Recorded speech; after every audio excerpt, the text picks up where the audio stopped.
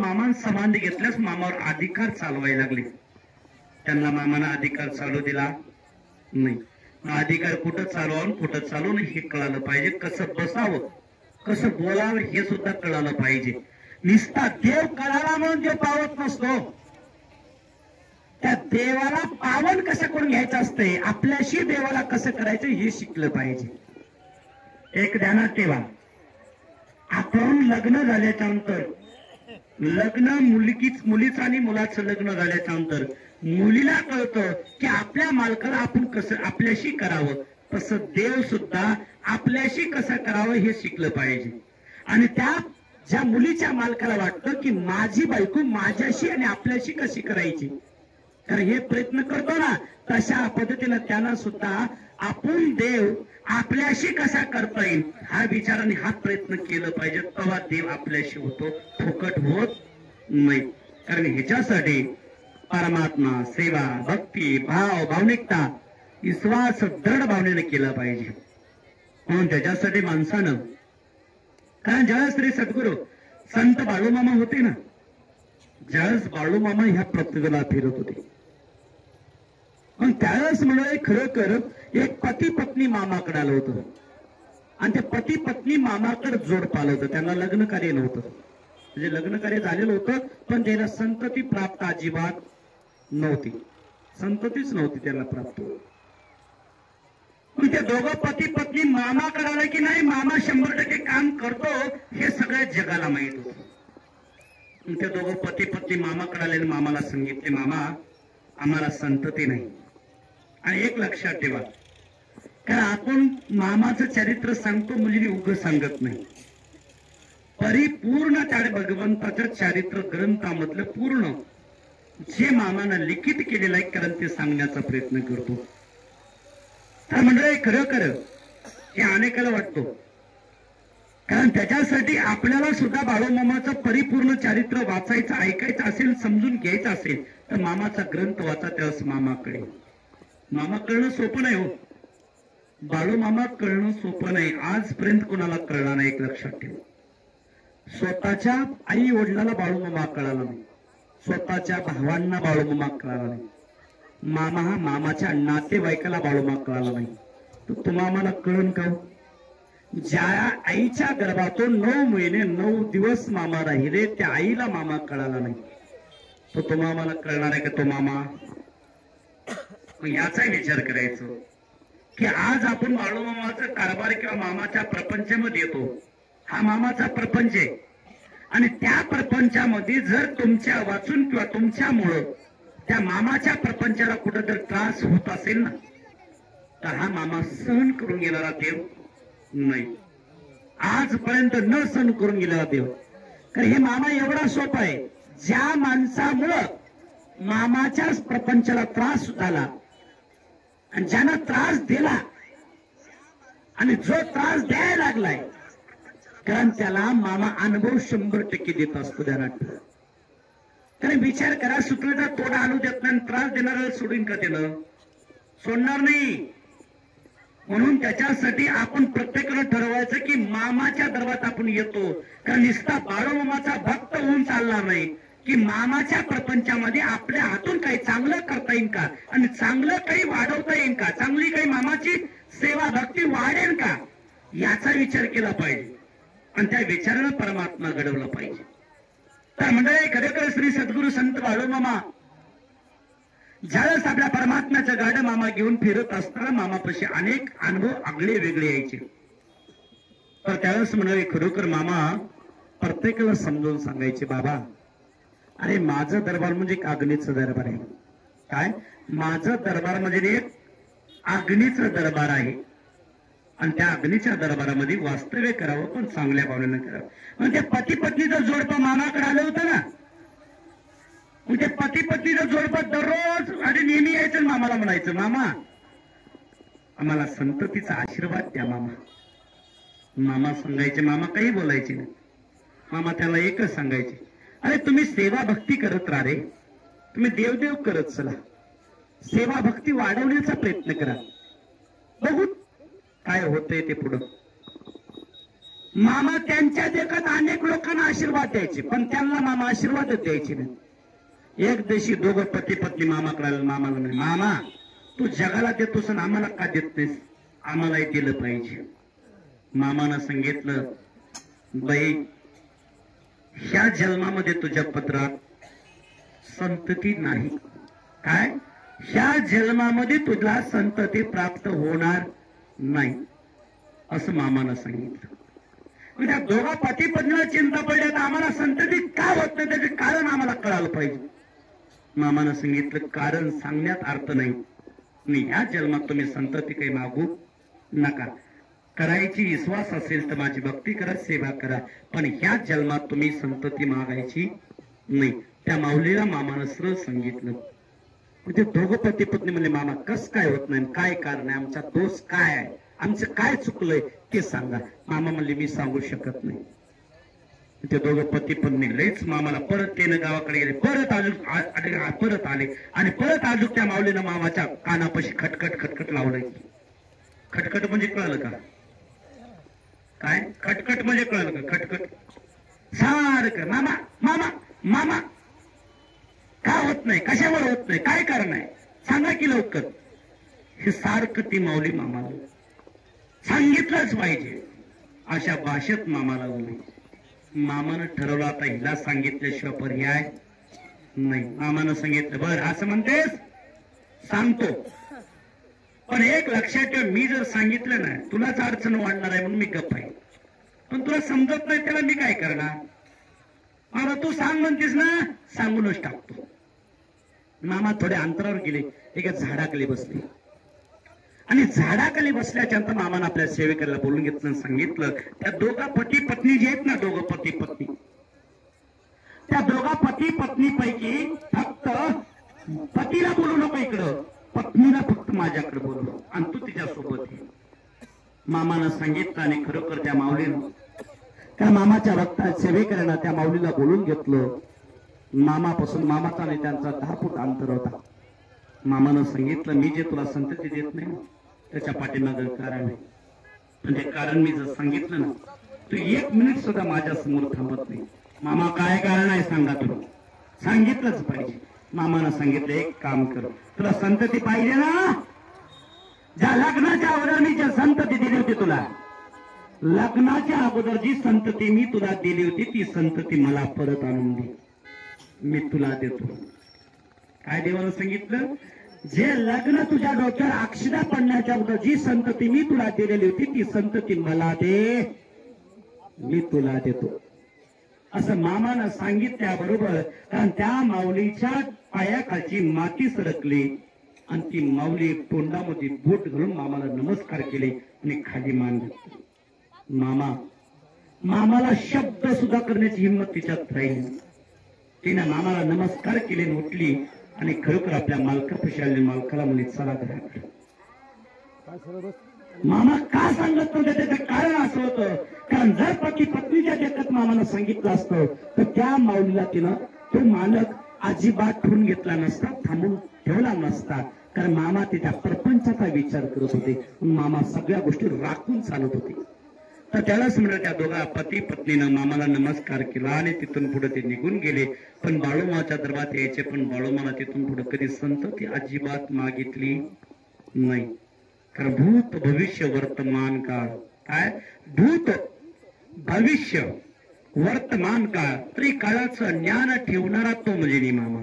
पण तुम्ही आम्ही बाळूमामाकडे येतो ना, तुम्हाला मला वाटतं बाळूमामाकडे मी येतोय म्हणजे बाळूमाला काही माहिती नाही. अरे भूत भविष्य वर्तमान काळ संत आणि देवाला नसतं त्याचं भान. तसं मामा तुम्ही कोण आहोत, कसे आहोत आणि तुम्ही काय करू शकता आणि तुमचा विचार काय येतं आणि तुमच्या पाठीमागचे कर्म काय हे तपासणारा तो म्हणजे बाळूमामा. एक लक्षात ठेवा आणि आपल्या डायरीमध्ये नोंद ठेवणारा तो म्हणजे मामा. कारण श्री सद्गुरु संत बाळूमामा ज्यावेळेस होते ना, त्यावेळेस मामा कोल्हापूरमध्ये मामा गेले होते आणि एक टांगेवाला बाळूमाचा भक्त होता. कोण? एक टांगेवाला बाळूमामाचा एक भक्त होता. तो टांगेवाला मामाचा निष्ठावंत भक्त होता.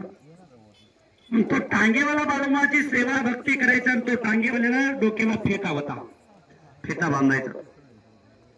आणि तो मामाकडे आला ना, मामाला नमस्कार करायचा, मामाचा प्रसाद घ्यायचा, मामाशी गप्पा मारायचा आणि त्याच्यानंतर जाण्याच्या पुढे परत एकदा दर्शन घ्यायचा आणि जाण्याच्या पुढे दर्शन घेऊन मामाला सांगायचा, मामा येतो हा, काय परत येतो हा मामा, असं मामाला सांगायचं. त्यावेळेस मामानं खरोखर एकदा कोल्हापूरमध्ये मामा गरड नावाच्या डॉक्टरच्या घरी मामा थांबले होते आणि त्यावेळेस तो टांगेवाल्याला मामा आले, ही वार्ता कळाली. तो टांगेवाला मामाकडे आला आणि तो टांगेवाला मामाकडे येऊन मामाला नमस्कार केला. मामाच्या जवळ जे प्रसाद भेटला तो प्रसाद स्वीकारला आणि मामाशी गप्पा मारला आणि थोडा वेळ गप्पा मारून तो आता आपल्या कामाला निघून जाण्यासाठी तळमळीत कामाला आणि विचार निर्मिती करून तो मामाला नमस्कार केला, परत एकदा नमस्कार केला आणि नमस्कार करून त्यावेळेस नमस्कार करता असताना त्याच्या डोक्याचा जरीचा जे फेटा होता, म्हणजे फेटा बांधलेला होता, तो फेटा मामाच्या चरणावर पडला. कुठं पडला? मामाच्या चरणावर पडला. आणि ज्या क्षणी तो चरणावर फेटा पडल्याच्या नंतर, कारण त्यावेळेस मंडळी खरोखर मामाला, कारण तो त्या भक्ताच्या मुखातून एकच शब्द निघाला की मामा येतो हा, काय मामा येतो हा. त्यावेळेस मामाच्या चरणावर तो फेटा पडल्याबरोबर मामा काय म्हणतात, ए टांगेवाल्या, तुझी आणि माझी भेट आता इथून पुढे ह्या पृथ्वीतलावर होणार नाही. काय ह्या पृथ्वीतलावर तुझी आणि माझी भेट होणार नाही, इथून पुढे तुझी आणि माझी भेट वैकुंठात होणार आहे. ह्या पृथ्वीतलावर होणार नाही की वैकुंठात होणार आहे. कारण त्यावेळेस त्या टांगेवाल्यानं सांगितलं, मामाला नमस्कार केला आणि तो आपल्या कामाला निघून गेला. पण विचारामध्ये पडला की मामाचा हा शब्द काय निघाला, नेमकं काय तर्क आहे मामाच्या शब्दात. पण त्याचा तर्क त्याला काही भेटला नाही. बघता बघता तो टांगेवाला 2-3 महिन्याच्या नंतर तो टांगेवाला मरण पावला. टांगेवाला मरण पावला, पण हयातीत होता 3 महिने असताना, 3-4 महिने असताना, कारण त्याला बाळूमामाचं दर्शन पृथ्वीतलावर अजिबात झालं नाही. आणि तो टांगेवाला मरण पावला आणि टांगेवाल्याला मामानं सांगितलं होतं की तुझं माझं दर्शन आणि भेट ह्या पृथ्वीतला इथून पुढे होणार नाही, तुझी माझी भेट आता वैकुंठात होणार आहे. कारण तो 3 ते 4 महिन्यांना अगोदर मामानं सांगितलं रे तू मरणार आहेस, पण त्याला तो शब्द कळाला नाही. म्हणून त्याच्यासाठी भूत भविष्य वर्तमान काळ ह्या त्रिकाळाचं ज्ञान ठेवणारा तो मुजिनी मामा. सकाळ दुपार आणि संध्याकाळ, सकाळ दुपार संध्याकाळ, पाताळ पृथ्वी आणि स्वर्ग, आणि बालपण, तरुणपण आणि म्हातारपण, ह्या त्रिकाळाचं ज्ञान ठेवणारा तो मुजिनी मामा. त्या मामाच्या संगतीमध्ये तुम्ही आम्ही राहतो, हे आपलं भाग्य समजा. आणि त्या मामाच्या संगतीत वावरणं म्हणजे आपलं काहीतरी पाठीमागचं, पूर्वजनाचं पाठीमागचं काहीतरी पुण्य होतं. म्हणून आज बाळूमामाची आपण सेवा भक्ती करतो. म्हणून त्याच्यासाठी मी प्रत्येकाला सांगण्याचा प्रयत्न करतो, अरे बाळूमामा एवढा सोपा देव नाही. तुम्ही चांगल्या विचाराला, चांगल्या भावनेला तुम्ही बाळूमामाची आराधना करा, तुम्हाला काहीतरी मामापासून काहीतरी प्राप्त व्हावं ह्या विचारानं तुम्ही मामाची सेवा करा. पण मामाच्या प्रपंचामध्ये आपण वावरत असताना की मामाच्या प्रपंचामधले झाडाचे पानं माफीत बसला तर आपल्या पदरात काही पडणार नाही. तर मामानं सांगितलेलं आहे, अरे माझ्या दरबारात आल्याच्या नंतर कारण शुद्ध भावनेनं आणि नीतिमत्तेनं जर माझी सेवाने संगत केली ना, मी तुम्हाला कुठंच कमी पडू देणार नाही.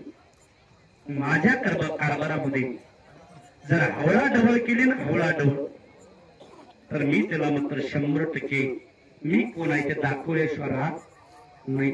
कारण माझ्या सभिन्यात येऊन कोणी फूट पाहिजे ना, फूट म्हणजे कळती का बघा, हा जे मामाचा प्रपंच आहे ना, प्रपंच चालतो त्या प्रपंचामध्ये, माझ्या प्रपंचामध्ये येऊन कोणी शहाणपणा करत असेल किंवा माझ्या प्रपंचामध्ये येऊन हवला डवळ कोणी करत असेल, त्याला मी सोडणारा देव नाही. कारण फुकट त्याला यमपुरी दाखवल्याशिवाय सोडणार नाही. यमपुरी दाखवतो म्हणतो, यमपुरी डायरेक्ट, कारण तो म्हणजे नेहमी, कारण मी सोडणारा देव नाही. माझ्या प्रपंचातला मी ठरवेन काय करायचं आणि कसं करायचं ते ठरवणारा मी आहे. जग ठरवू शकत नाही म्हणतोय, अरे जगाचं ठरवणारा मी आहे आणि माझ्या प्रपंचाचं कोण ठरवू शकतोय. कारण मामा काय सांगतोय, अरे हाय की हाय मुंबई हायकोर्ट आहे, हाय की हाय मुंबई हायकोर्ट आहे न्याय निवाडा करण्यासाठी. अरे जगाचा न्याय निवाडा करणारा मी आहे आणि माझ्या धर्माचा न्याय निवाडा करणारा ह्या जगात कुठे पैदा व्हायला पाहिजे म्हणतोय. कारण माझा न्याय निवाडा मी स्वतः करत असतो, तो म्हणजे नेहमी असं मामाला सांगतो. आणि त्या मामाची सेवा भक्ती तुम्ही आम्ही करतोय, आपलं भाग्य समजा. तर म्हणजे खरं तर श्री सद्गुरू संत बाळूमामा आपल्या दरबारामध्ये कन्या बनवायचे. कन्या मामा नेहमी कन्या बनवायचे. अनेक लोकांना कन्याचं महत्व माहिती नाही. कन्या म्हणजे काय, कन्या म्हणजे काय, कन्यापासून काय होतंय, काय होतंय. अनेक लोकांना ही चिंता आहे हो. कन्यापासून काय काय होतंय कन्या खाल्याच्या नंतर. अरे बाबा कन्याचा प्रसाद मामानं सांगितलेला आहे. अरे ज्यानं माझ्या दरबारला कन्या जास्तीत जास्त ग्रहण केले ना, अरे त्याला सुद्धा मोक्षपद प्राप्त झाल्याशिवाय राहत नाही म्हणतोय. मोक्षपद प्राप्ती झाल्याशिवाय राहत म्हणतोय. मोक्षपद लोक मोक्षपद प्राप्त व्हा म्हणून काही बी करतात, किती बी आराधना करतात, किती बी देवदेव करतात, नाही तेवढ्या तीर्थ ठिकाणी जातात, नाही तेवढी भक्ती करतात, नाही तेवढं दान धर्म करतात, पण मोक्षपद प्राप्त होणं शक्य नाही. पण मामा काय सांगतोय, अरे ज्यानं माझ्या दरबारातल्या जास्तीत जास्त कन्याचा प्रसाद ग्रहण केला ना, कारण त्याला सुद्धा मोक्षपद प्राप्त करून देण्याची ताकद ह्या बाळूमामामध्ये आहे म्हणून सांगितलेलं आहे. ती तेवढी ताकद माझ्या कन्यामध्ये आहे म्हणून सांगितलेली. आणि त्या कन्याचा प्रसाद उद्या बनतो. कारण मामा दररोज आंघोळ करत नव्हते मंडळी. मामा दररोज आंघोळ करत नव्हते. मामा 15 दिवसाला एकदा आंघोळ करत होते. किती दिवसाला?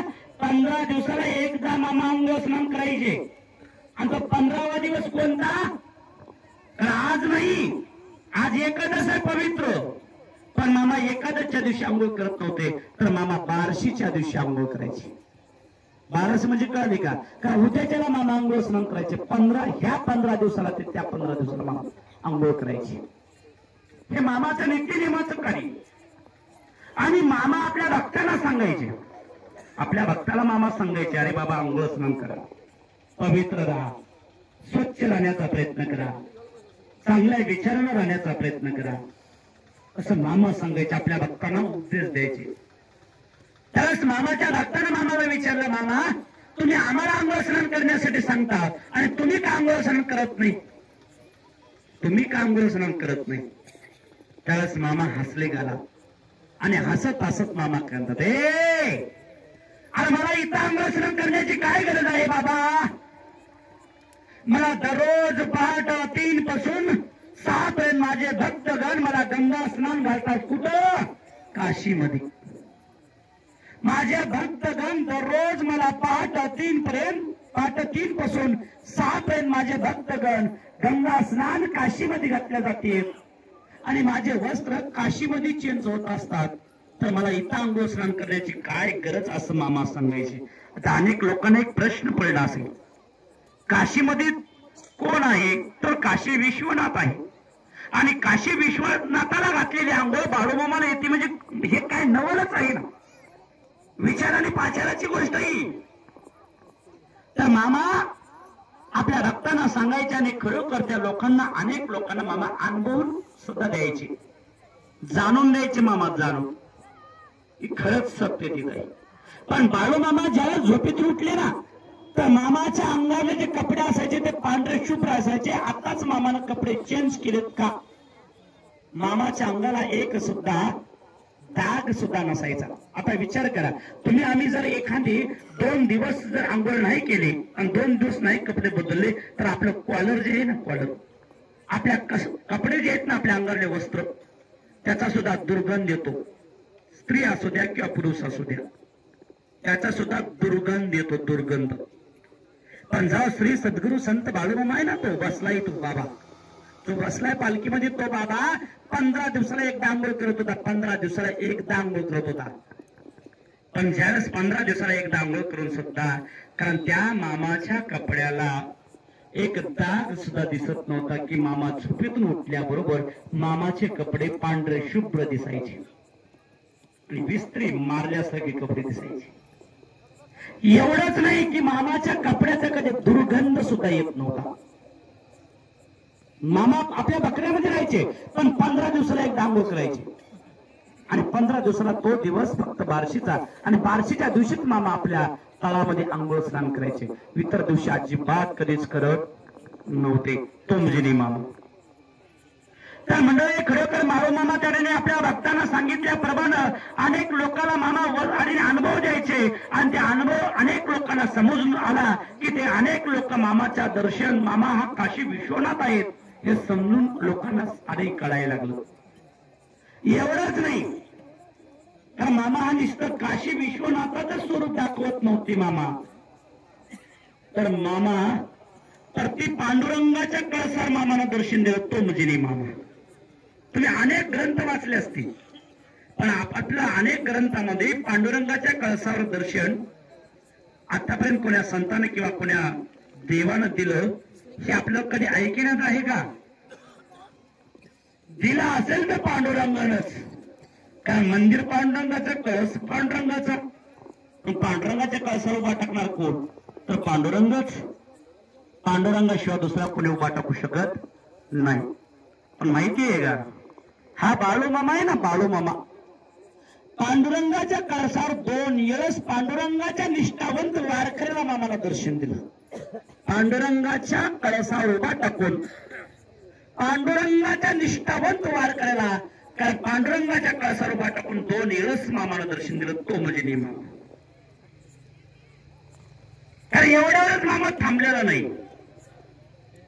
ज्यावेळेस यंकटगिरीच्या दर्शनासाठी मामाच्या भक्त, म्हणजे मामाचे भक्त होते. यंकाबा तुळशीगिरी नावाचा एक भक्त होता मामाचा. 5.5 फूट हाईट होती त्याची. 5.5 फूट हाईट होती त्या भक्ताची. यंकाबा तुळशीगिरी नावाचा तो भक्त होता. कारण बघायला निटास होता तो. तर सरळ निटास, वागायला सुद्धा निटास होता, प्रपंच सुद्धा निटास. गावातला कुठलाही तंटा असेल तर 4 गावातले लोक त्याला बोलवायचे. एक तंटा तो क्लिअर करायचा. कोणावर अन्याय करायचा नाही, सरळ सरळ तो न्याय करायचा. म्हणून त्याला लोक मानायचे. श्रीमंत होता तो. बंदूक घेऊन फिरत होता त्या काळाला. काय त्याला बंदूक होती, त्याच्यापाशी बाहेर जायचं होतं, त्याला बंदूक घेऊन बाहेर जायचा तो. यंका आणि खरोखर यंकाबा तुळशीगिरी नावाचा भक्त. आणि तो यंकाबा तुळशीगिरी नावाचा भक्त त्याने खरोखर तो निटास 5.5 फूट हाईट होती. आणि तो तेवढा निटास असल्यामुळं खरोखर तो मामाच्या, कारण भक्त कसा बनला? बाळू मामाच्या मेंढ्या शेजे गावात मामा आपल्या मेंढ्याच्या एका शेतकऱ्याच्या शेतात मामानं आपला मुक्काम ठेवला होता. आणि मामाच्या मेंढ्या त्याच्या शेतात गेल्या. मामाच्या मेंढ्या त्याच्या शेतात गेल्यामुळं, कारण त्याच्यापाशी गडी होती भरपूर, त्याला आपल्या मालकानं सांगितलं, त्या म्हणजे यंकाबा तुळशीगिरीनं सांगितलं, अरे कोणाच्या मेंढ्या आहेत? कोण्या धनगराच्या मेंढ्या येतात? फार दामून त्याने येतो, धनगर येईन तेव्हा सोडून बघूत कोण आहे ते धनगर. म्हणून त्याला मेंढ्या ठुल्या. आणि खरोखर मेंढ्या दाबून आणि ठुल्यामुळं ती वार्ता बाळू मामापाशी पोहोचली. आणि तो यंकाबा तुळशीगिरी मामा त्याने खरोखर आपल्या मेंढ्या ठेवून घेतल्यात म्हणून कळालं की मामानं आपल्या हातात काठी घेतली. आणि मामा कारण यंकाबा तुळशीगिरी पशी गेले डायरेक्ट. यंकाबा तुळशीगिरी मामा त्या मेंढ्या पशी होता. आणि मामा त्या रोड एवढ्या अंतरावर होते. एवढ्या अंतर होता दोघांमध्ये. मामाला शब्द बोलण्याच्या अगोदर तो यंकाबा तुळशीगिरीनं मामाला पाहिल्याबरोबर, मामाची हाईट म्हणजे साधी नव्हती, यंकाबा तुळशीगिरी पेक्षा मामाची हाईट मोठी होती. निटास होते मामा. मामाचं स्वरूप काळं सावळं होतं. आणि मामाला तेवढं निटास पाहिल्यानंतर यंकाबा तुळशीगिरीनं रोड एवढ्या अंतरावर पाहिलं आणि आपल्या गड्यांना सांगितलं, रे मेंढ्या सोडून द्या, मेंढ्या सोडून द्या. त्याला मामा कोणा तरी लगेच जाणीव झाली आणि त्याला मेंढ्या मामाच्या सोडून दिल्या. आणि मेंढ्या सोडून दिल्यास तो यंकाबा तुळशीगिरी मामाच्या जवळ आला, हात जोडत, हो मामा तुम्ही कोण? मामानं सांगितलं, अक्कुळगावचा. अरे बाळापा धनगराने, अक्कुळगावचा बाळापा धनगराने. जग जनार्दन बाळू मामा म्हणून मला ओळखतो, तो मी आहे. यंकाबा तुळशीगिरी बाळू मामाचं नाव ऐकून होता. यंकाबा तुळशीगिरीनं बाळू मामाला नमस्कार केला. आणि यंकाबा तुळशीगिरी हा बाळू मामाचा निष्ठावंत भक्त झाला. मग तो यंकापा तुळशीगरचे मित्र कंपनी, कोणी डॉक्टर होता, कोणी वकील होता, कोणी सावकार होता, कोणी पाटील होता, हे अशा प्रकारांचे सगळे मित्र आणि ते सगळे बाळूमाचे भक्तच. मग या सगळ्यांमध्ये चर्चा व्हायची की आपण तर बाळूमाचे भक्त आहोत, पण आपल्याला आता तिरुपती बालाजीला एकदा जायला पाहिजे. ती एकूण एकामध्ये चर्चा व्हायची. मग तो यंकापा तुळशीगिरी सगळे बसून म्हणायचे, बाबा अरे यंकापा आपण एकदा तिरुपती बालाजीला गेलं पाहिजे. मग त्याने म्हणायचे, बाबा खरंच गेलं पाहिजे. पण अनेक दिवस म्हणायचे, पण तिथं काही जाणंच व्हायचं नाही. मग एक दिवस त्याने खरोखर त्यांच्या मित्र यंकापा तुळशीगिरच्या मित्र कंपनीने ठरवलं की आपण आता तिरुपती बालाजीला जाऊ. आणि यंकापा तुळशीगिर बाळूमामाच्या तळामध्ये मामाच्या बकऱ्यांची राखण मामा सोबत करू आणि सोबतीमध्ये संगतीमध्ये होता. आणि त्यावेळेस यंकापा तुळशीगिर मामाच्या समोर बसला होता आणि मामा वाटवर बसले होते. आणि यंकापा तुळशीगिर खरोखर बाळूमामापाशी मामाचे आणि त्या मामाचे भक्ताने सगळ्यांना दर्शन घेतलं आणि मामाला सांगितलं, मामा आम्ही तिरुपती बालाजीच्या दर्शनाला अरे जा की रे बाबा, आनंद आहे. मामा काय म्हणाले, आनंद आहे, जा बाबा. मामा कोणालाच म्हणत नव्हते जाऊ नको तिथं मी थांबू, जा तुला कुठं जायचं तिथं जा. कारण जोपर्यंत तुला माझा विश्वास येत नाही तोपर्यंत तू थांबणार नाही. तोपर्यंत तुला आळंदीला जावं वाटतंय, पंढरपूरला जावं वाटतंय, तुला तिरुपतीला जावं वाटतंय, का सगळे तीर्थ बघा वाटते. बघून जेव्हा तुला सगळीकडे अनुभव घेऊन जेव्हा शेवटी माझ्याच शिवाय पर्याय राहणार नाही तो माझ्या पशीच येणारच गपशीव. त्यासाठी जा बोंबलत कुठं जायचं तिथं असं मामा समजून घ्यायचे आणि त्याला सांगायचे, जा बाबा. तर खरोखर त्याने ते सगळे जण त्याने यंकापा तुळशीगिरला सांगायला लागले, अरे यंकापा तुळशीगिर आम्ही तिरुपती बालाजीला चाललो आणि तू लई दिवसापासून म्हणतोयस की मला तिरुपती बालाजीला जायचंय, तिरुपती बालाजीला जायचंय. माझी एक इच्छा आहे आणि ती इच्छा मला तिरुपती बालाजीचं दर्शन घेऊन पूर्ण करायची. मग चल आम्ही बी चाललो तिरुपती बालाजीला. मग चल येतो का तो आमच्या सोबत, तू येतो का आमच्या सोबत. यंकापा तुळशीगिरनं सांगितलं की मला देवाला विचारावं लागते. कोणाला, माझ्या देवाला विचारावं लागते. तर यंकापा तुळशीगिरला अरे मामाचे ते बाकीचे भक्त म्हणतात, अरे तुझ्या देवाला विचारावं लागते ना, कुठं आहे तुझा देव. हेच काय समोर बसलाय तोच, अरे बाळूमामा हाच आमचा देव आहे. आणि त्या देवाला विचार, अरे मामा समोर येत नाही म्हणजे विचारणं मामाला. मामाला त्या यंकापा तुळशीगिरनं विचारलं. यंकापा तुळशीगिर मामाला काय म्हणतोय, मामा सगळे तिरुपती बालाजीला चाललेत, मी जाऊ का मामा तिरुपती बालाजीला, मी बी जाऊ का तिरुपती बालाजीला. मामा कांतात, ए यंकापा तुला कौल नाही बघ, तुला कौल नाही. कौल नाही म्हणण्याच्या अर्थ तो यंकापा तुळशीगिर आपल्या मित्राला सांगतोय की बाळूमामाचा कौल म्हणजे बाळूमामानं सांगितलं की तुला अरे तिरुपती बालाजीला जाता येत नाही आणि जायला जमणार नाही.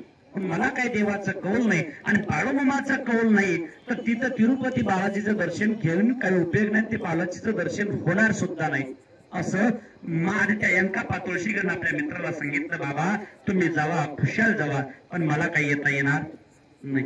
शब्दाचं पालन करा ते देवाच्या द्रोहात, तर देव प्राप्त होतो, फुकट प्राप्त होत नाही. आपल्याला जर सांगितलं इथं बसलं नाही, ते म्हणजे इथं बसण्यापेक्षा तिथं जाऊन बसतो.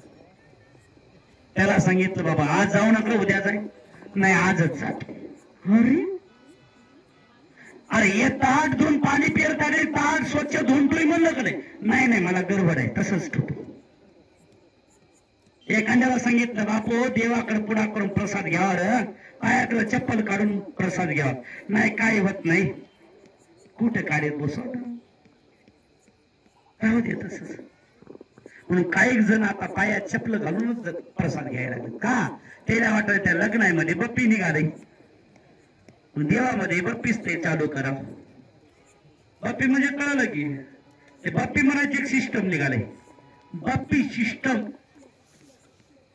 ते कसं आहे माहिती का, ते कुत्र किंवा लांडग महाग लागल्यासारखं कार्यक्रम आहे. कुत्र किंवा लांडग महाग लागल्यासारखं. त्याला खाली बसून त्याने खरोखर जेवता बी येईना काय बी नाही. ताट बी हातात, पायात बूट, हातात ताट, एक हातानं ताट धरायचं आणि एक हातानं खात आहे. इथं आणि इकून 4 पावलं जायचं, तिकून 4 पावलं फिरायचं, फिरत फिरत खायचं. का? कारण ते काय म्हणते, हे लय बापी सिस्टम आहे काय. कारण वरून खायचं पदार्थ पचन क्रिया होत्या चालू लगेच, मशीन थांबणार नाही. म्हणून हे बफे सिस्टम हे आपण समजून घेतलं पाहिजे की बफे सिस्टम कुठं करावं कुठं करू नये, हे समजलं पाहिजे. अन्न आहे, गाडीला पेट्रोल आहे ना, गाडीला पेट्रोल टाकलं तर ती गाडी चालते, मोठ्या गाडीला डिझेल टाकलं तर ती गाडी चालते. त्या गाडी आता गाडी काही गॅसवर गाड्या निघाल्यात आणि गॅस जर नसेल तर ती गाडी चालते का? जसं गाडीला पोटाला लागतंय का नाही गाडीला, तसं तुमच्या इथे पोटाचं पेट्रोल आणि डिझेलच आहे, पण कळतंय कुठं काय. आणि त्याच्यावर आपलं जीवन आहे. अन्न आणि पाणी आहे तर आपण सुखरूप आहोत, आणि अन्न आणि पाणी नाही ना तर अजिबात आपल्याला सुख नाही किंवा समाधानी नाही.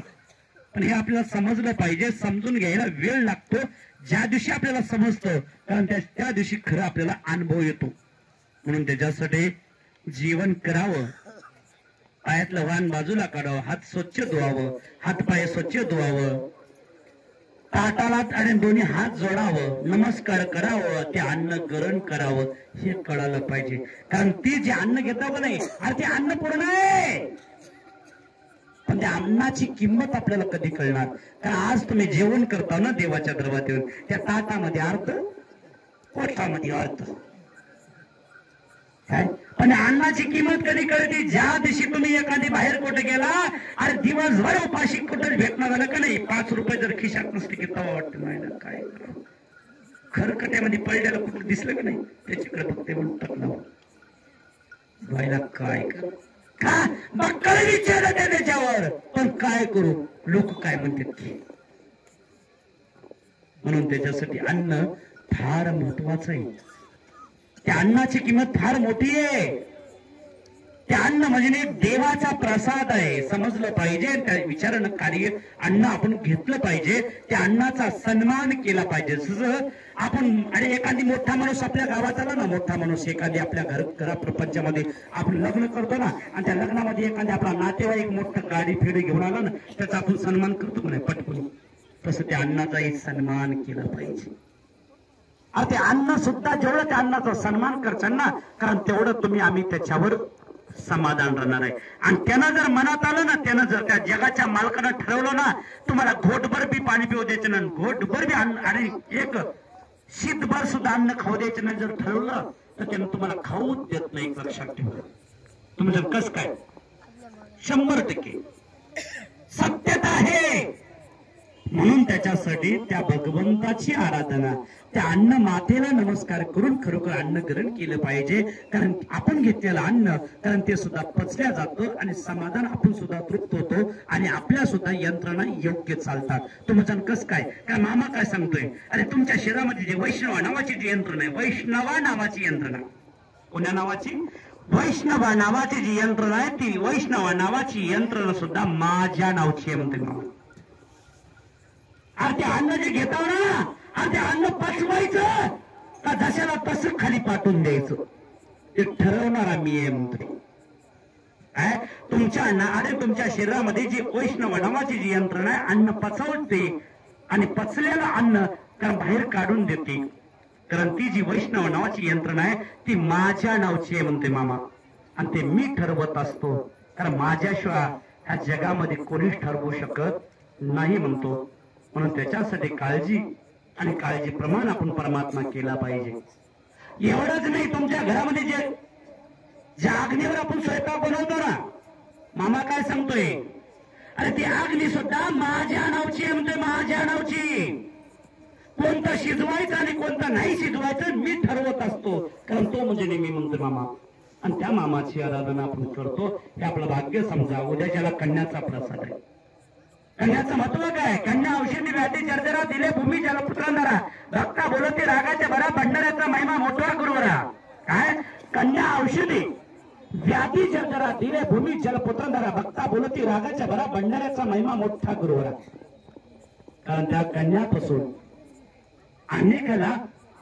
अनेकाच्या पाठीमागची विडापिडा नष्ट होणार आहे म्हणते मामा. आणि अनेकाची रोगराई सुद्धा नष्ट करण्याची ताकद त्या कन्यात आहे. अरे एवढंच नाही, त्या कन्याच्या प्रसादात एवढी ताकद आहे. अरे तुम्हाला त्या दिनी खरोखर ज्याला संतती प्राप्त होत नाही त्याला संतती प्राप्त करण्याची ताकद त्या कन्यात आहे. अरे एवढंच नाही म्हणताय मामा, अरे त्या कन्याचा जास्तीत जास्त संगत आणि पोटभर जेवढ्या कन्याचा प्रसाद खाचान जास्तीत जास्त कन्या खाचान, कारण त्या कन्याच्या माध्यमातून मोक्ष पद सुद्धा प्राप्त झाल्याशिवाय राहत नाही म्हणतो ते. आणि तेवढी ताकद उद्याच्या कन्याच्या प्रसादात आहे. आणि तो कन्याचा प्रसाद 15 दिवसाला एकदा बनतो. आपल्या पाठीमागे कितीही काम राहू द्या, पण तो कन्याचा प्रसाद आपल्याला दररोज भेटत नाही, लक्षात ठेवा. 15 दिवसाला एकदा कन्याचा प्रसाद भेटतो.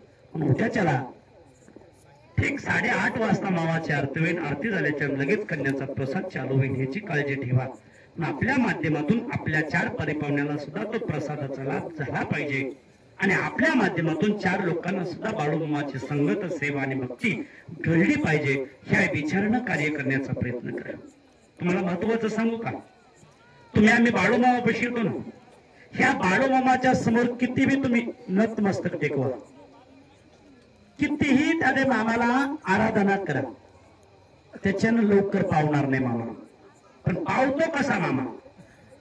पावतो म्हणजे तुम्ही सोन्याचा नवस बोला बाळूमामाला, लवकर पावणार नाही.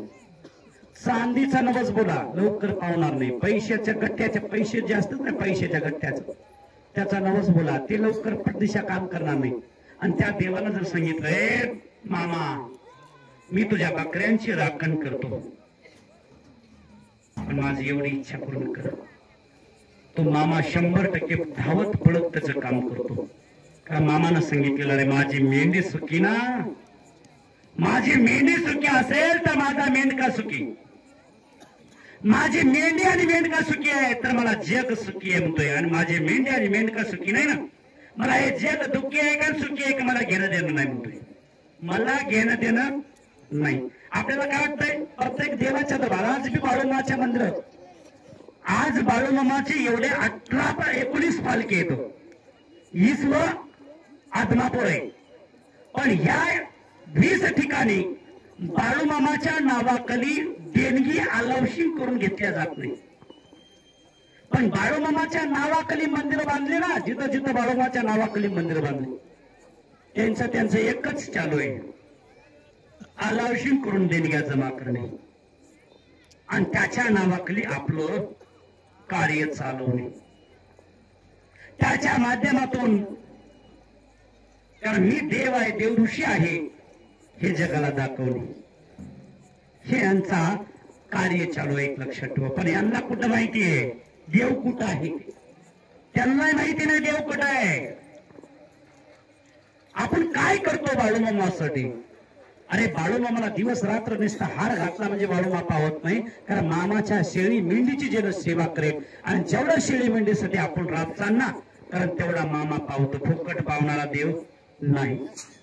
म्हणून त्याच्यासाठी सेवा, भक्ती दृढ भावनेनं, विश्वासानं करण्याचा प्रयत्न करा. जेवढं तुम्ही दृढ भावनेनं, दृढ विश्वासानं करसाल ना, तेवढा मामा आपला जीवनाचा उद्धार करतो. कारण मामा काय सांगतोय, अरे लुगडी, अरे मामा काय सांगतो, अरे आज मेंढ्या घेऊन फिरायला लागला, त्याच्या पाठीमागं कारण आहे. ह्या मेंढ्या घेऊन फिरण्याच्या पाठीमागं कारण आहे मामाचं. मामानं सांगितलेलं आहे, अरे लुंगडी घोंगडी पुकाची वहीन, सारखी पुकाची मेंढी मोलाची वहीन, मेंढी बाई पालखीतून नरवेन, मेंढीच्या पोटी मेंढीचा आणि जग दुनियात नवल होईल, मेंढीच्या पोटी मुलगा जन्माला येईल, मेंढीच्या पोटी मुलगा जन्माला येईल म्हणतो मामा. लोंगडी घोंगडी पुकाची वहीन, सरकी पुकाची मेंढी मोलाची वहीन, मेंढी बाई पालखीतून नरवेन, मेंढीच्या आणि जग दुनियात नवल होईल, मेंढीच्या पोटी मुलगा जन्माला येईल म्हणतोय मामा. येडाय का तो मेंढ्या घेऊन फिरायला? अरे या सृष्टीमध्ये त्या मेंढीच्या पोटी मुलगा जन्माला येईल आणि जग दुनियात नवल होईल म्हणतोय. आणि ते जग दुनिया बघायला येईल म्हणतोय. अरे जगाच्या आगळं वेगळं घडून दाखवणारा तो मुजिनी मामा, जगापेक्षा वेगळं करून दाखवणारा तो मुजिनी मामा, त्या मामाच्या संगतीत आपण वावरतो. कारण त्यासाठी मामा काय सांगतोय, अरे या कलियुगामध्ये चन्न बसवेश्वराची मामा काय सांगतो, तुम्ही आम्ही काय विचार करतो की बाळूमाचं मंदिर व्हावं, बाळूमाचं मोठं कार्य वाढावं, मामाचं दिव्य महत्व वाढावं जगात. अनेक गावचे लोक म्हणतात आम्हाला बाळूमामाचं मंदिर बांधल्यामुळे मामाचा प्रचार होतो, मामाचे भक्त वाढतात. अरे बाबा, हा बाळूमामा आहे. अरे बाळूमामाचे भक्त तू वाढवण्याची गरज नाही किंवा मी वाढवण्याची गरज नाही. कारण मामा काय सांगतो, अरे जग जनार्दन ऑटोमॅटिक मी जगाचं काम करतो, जग मला मानतो आणि जग मला चांगलं ओळखून चालतं, तो म्हणजे मी आहे. अरे माझ्या नावाचा प्रचार करायची गरज नाही म्हणतोय तो म्हणजे मामा. कारण मामा काय सांगतोय, कारण माझ्या मंदिराच्या आणि माझ्या कारभाराच्या आणि माझ्या प्रपंचाची तुम्ही काळजी करू नका. अरे कलियुगाच्या शेवटच्या टोकाला काय सांगतोय मामा, ह्या कलियुगाच्या शेवटच्या टोकाला चन्न बसवेश्वराचा अवतार होईल.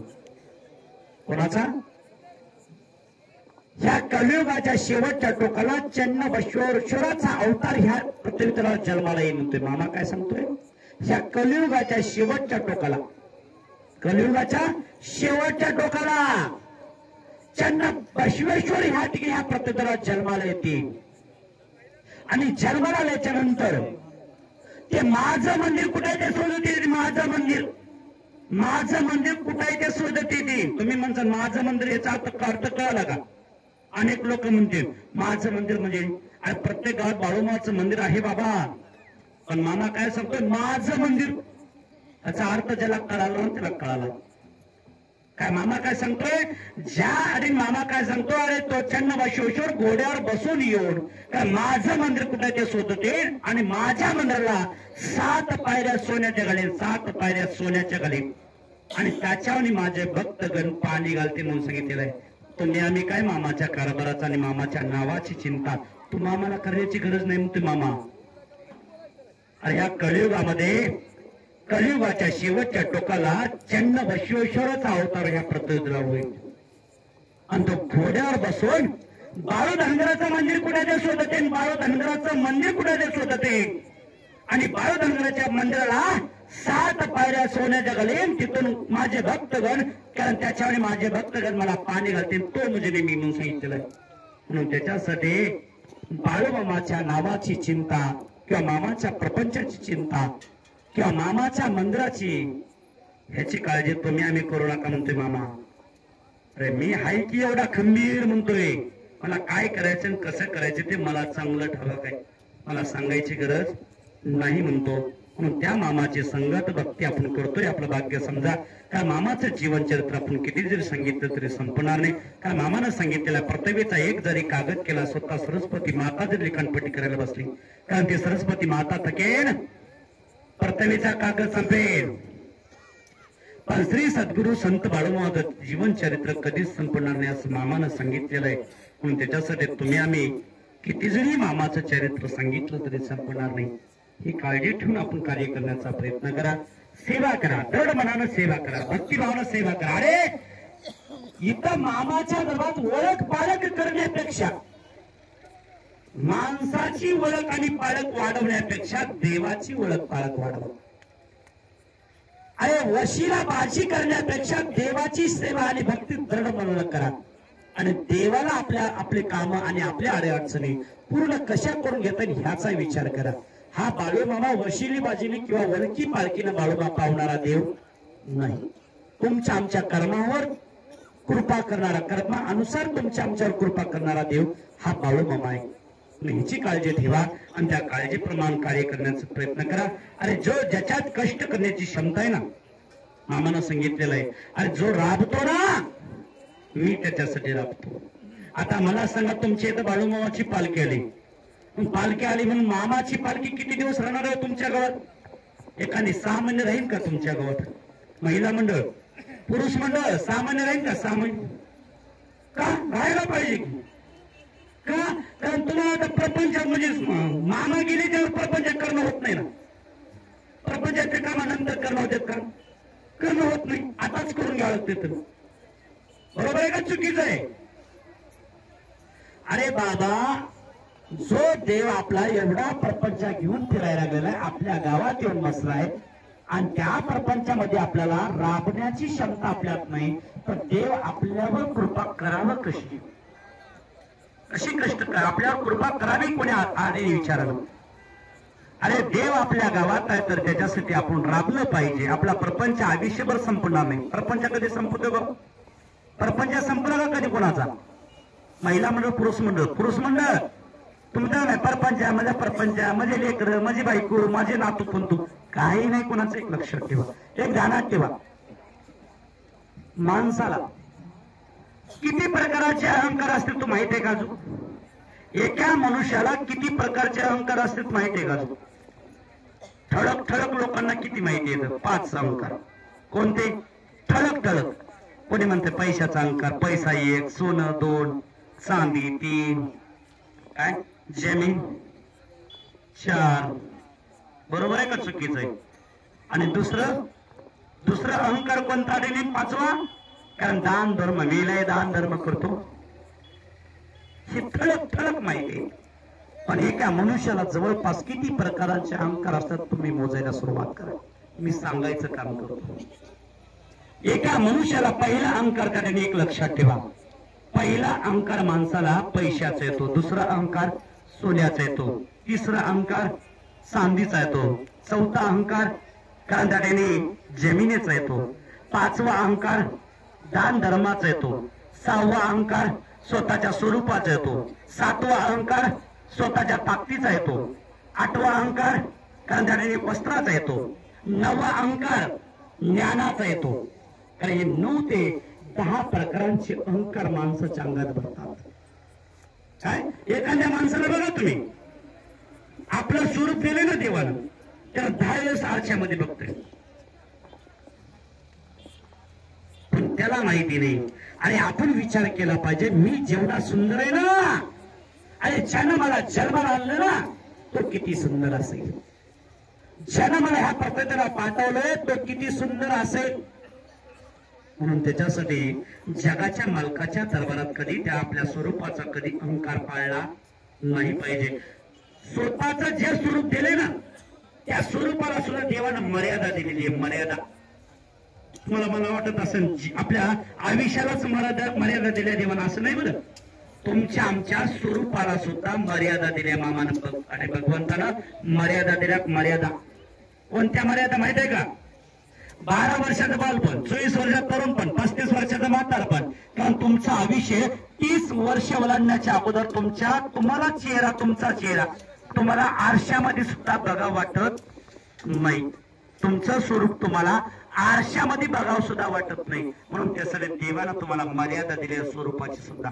तुमच्या मनगडात ताकद आहे ना, मनगडात ताकद, आपल्या मनगडात ताकद असं आपलं कळतंय गप्पा असतो का नाही?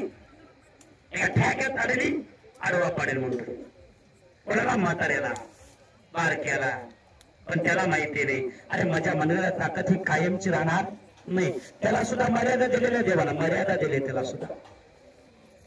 म्हणून त्याच्यासाठी आज मी माझ्या मनगडात बळ आहे, पण ते उद्या राहणार नाही. म्हणून ह्याचा विचार केला पाहिजे. अरे जे आपल्या भगवंतानं दिलं त्या भगवंतासाठी आपल्याला ह्याच्या माध्यमातून काहीतरी करता येईल का याचा विचार केला पाहिजे. अनेक लोक बघा, एखादा माणूस फार ज्ञान देणार असतील, फार ज्ञान, तो म्हणतो माझ्या एवढा ज्ञानी कोणीच नाही, माझ्या एवढा ज्ञानी कोणीच नाही. देवाला शेणभर लागत नाही, शेणभर तुझा गर्व संपवण्यासाठी. काय गर्व संपवण्यासाठी शेणभर लागत नाही. शेणामध्ये तुझी मोठी जी तुझी बुद्धी आहे ना ती भ्रष्ट करण्याची ताकद त्या भगवंतामध्ये. पण मी लय हुशार, मी लय ज्ञानी, मी लय ज्ञानी. अरे देवापेक्षा तू ज्ञानी नाही.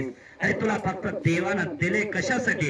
कारण त्याच्या माध्यमातून तूही जगाला काहीतरी सांगू शकशील आणि तूही काहीतरी त्याच्यातून प्राप्त करू शकतोस. म्हणून त्याच्यासाठी देवाला दिलेलं आहे. ज्ञानाचा सुद्धा कधी गर्व पाळला नाही पाहिजे. एखाद्या माणसाच्या अंगावर वस्त्र नवीन चरचरीत कपडे घालूया, कपडे चरचरीत, आणि एकाच्या अंगावर एखाद्या मित्राच्या अंगावर जरा खराब कपडे राहू द्या. त्याला म्हणते लांबून बोल, जरा लांबून बोल. काय त्याला वाटतं हे एवढं आपला आसरा मित्र म्हणून कसं सांगावं, लाजत आहे. काही जण अंगावर कपडे घालतात ना ते बसायला सुद्धा जागा बघतील. बसल्याच्या नंतर कपडे भरतील की अरे कपडे फाटणारे येत कायम राहणार नाही. वस्त्रानं कधी माणसानं वस्त्राचा सुद्धा अहंकार पाळू नाही. अनेक लोक अंगावर कपडे घातले ना चरचरीत, त्याला वाटतं मी लय भारी, मी लय भारी, आणि त्यासाठी वस्त्र अहंकार सुद्धा कधी माणसाला जीवनात करू नाही. दुसरी गोष्ट, काही लोक त्या ठिकाणी एक लक्षात ठेवा, आपल्या जमिनीच अहंकार पाळते की माझी एवढी जमीन कोणालाच नाही, माझी एवढी जमीन कोणालाच नाही. पण देव म्हणते बर थांब, तुझ्या कोणत्या कोणत्याला कुक्कू लावायला सुरुवात करतो. कोणत्या कोणत्याला कुक्कू लागलं की म्हणते काहीच नाही, लय होती हो सगळी गेली. म्हणून जमिनीचा सुद्धा अहंकार करू नका. एखादी माणूस श्रीमंत असेल ना आणि त्याला गावात लई जमीन असेल आणि त्याच्या एखादी गरीब असेल त्याला 2 एकर जमीन असेल, ते श्रीमंत काय म्हणतोय, लय बोलू नको, लय बोलू नको, तू काय सांगला तू जमीन जमीन, आणि मी जे खळं केलं ना खळं, त्या खळ्यातलं मात्र आणि तुझी रास आहे, लय बोलू नको. म्हणून त्याच्यासाठी जमिनीचा अहंकार सुद्धा कधी पाळू नाही. पण देव म्हणते बर लाव कुक्कू, मग हे काय काय करावं. मग कुक्कू लावीत लावीत लावीत घुंट्यावर येऊन बसते, लय होते हो गेली हो. त्याच्यासाठी जास्त ओर देवाला चालत नाही. दुसरी गोष्ट, एखादी मायमौली बघा तुम्ही, एखाद्याच्या खिशात पैसा उद्या पैसा, सारखं त्याचा पाऊलच बसत नाही, इथं जाऊ का तिथं जाऊ का, इथं जाऊ का तिथं जाऊ. त्या पैशाच्या जेव्हा कोणाबरोबर असं भांडणं करत राहते आणि कोणाला काही बोलत राहते. पण पैसा का कोण आहे, पैसा कोण आहे माहित आहे का, पाहुणा आहे पाहुणा. आज इथं तर उद्या तिथे. आज तुझ्या खिशात 1000चं बंडल आहे पण उद्या 1000 बी नाही, 1 रुपया सुद्धा ठेवत नाही. म्हणून त्याच्यासाठी पैशाचा कधी गर्व पाळू नाही. पैसा आज आहे पण उद्या राहणार नाही. सोनं, एखाद्या माणसाच्या बोटात अंगठी राहू द्या, बोटात अंगठी, त्याला बोलतेस असंच करते बोट. कोणतं, ज्या बोटात अंगठी आहे ती बोट दाखवते, माझ्या बोटात तर आहे, तुझ्या काय. पण त्याला हे माहिती नाही कोण्या दिवशी ते बोटात निघतं त्या सोनाला जाऊन पडतंय, त्याला सुद्धा त्याचा अंत नाही. म्हणून त्या सोन्याचा सुद्धा कधी माणसानं अहंकार करू नये. एखाद्या मायमाऊलीच्या अंगावर बोरमाळ घालू द्या, बोरमाळ, बोरमाळ घालू द्या. ती माऊली बोरमाळ किंवा सोन्याचं काहीतरी सण कुठं, त्या माऊली कुठल्या लग्नामध्ये नाही तर कुठल्या कार्यक्रमात जाऊ द्या, ती माऊली एका ठिकाणी बसणारच नाही. इकून तिकडं, तिकून इकडं, इकून तिकडं, तिकून इकडं. तिला कोणीतरी विचारावं मला कुठून बनवून आणलंय. पण त्या माऊलीला माहिती नाही मालक कोण्या दिवशी गळ्यातलं काढतं नेऊन सोनारामध्ये पैसे फेकते, हे सांगता येत. म्हणून त्याचा अहंकार कधी पाळू नाही. एखाद्या आणि मायमुलीने एक लक्षात ठेवा, एखाद्या मायमुलीनं चैन बनवून आणून द्या, कोणती चांदीची, आणि तिला खालून घुंगरं लावू द्या, ती सुद्धा माऊली 10 वेळेस फिरते. कोणीतरी म्हणावं, कोणीतरी म्हणावं, कुठून आणली माय, कुठं बनवली माय. पण तिलाही माहित नाही कधी पायातून गळून जाते की कोणाकडे जाऊन बसते. म्हणून त्याच्यासाठी चांदी, सोनं, जमीन, वस्त्र, ताकद, स्वरूप, ज्ञान याचा अहंकार कधी पाळू नये. एखाद्या माणसाला आपलं अन्नदान करतोय का ना, अन्नदान, दान धर्म माझ्या आहेत का कोण, अरे देव म्हणतात तुला मी दिलं म्हणून तू केलास, आणि तुला दिलंच नसतं तर तू केला नसतास. म्हणून कधी दान धर्म करत असणं कधी सांगायचं नसतं, तर ते पदरात राहते, एक लक्षात ठेवा. आणि उगं वरडत सांगत बसतं तर ते राहत नाही. म्हणून त्याच्यासाठी मी लय हुशार, मी लय ज्ञानी, मी लय देव देव करतो. अरे जगाला सांगण्यापेक्षा जगाच्या मालकाला कळतं ना, तू कार्य करण्याचं काम कर, बाकी काही करण्याचा प्रयत्न करू नको. म्हणून त्याच्यासाठी मी किती जरी सांगितलं तरी संपणार नाही, कारण त्या जगाच्या जगन्नाथाचं कार्य आहे. कारण मी एक फक्त बुजवणं आहे. काय, मी कोण आहे तुम्हाला वाटतंय, मी सांगतोय बोलतोय, पण बोलायला येणारा कोण आहे, जगाचा मालक आहे. मी त्या जगाच्या मालकाच्या समोर फक्त बुजवणं आहे. मी एक बुजवण आहे, आणि त्या बुजवण्याच्या मनानं, कारण मी फक्त उभा टाकण्याचं काम करतो, आणि तो ओतून घ्यायचा आणि कार्य करून घेणारा तो माझ्या पाठीमागे बसलेला, एक लक्षात ठेवा. म्हणून त्याच्यासाठी मामाचं चरित्र मी किती जरी सांगितलं तरी संपणार नाही. सर्वांना दोन्ही हातांनी टाळी वाजवा आणि भगवंताच्या नावाची जप करा. हरे राम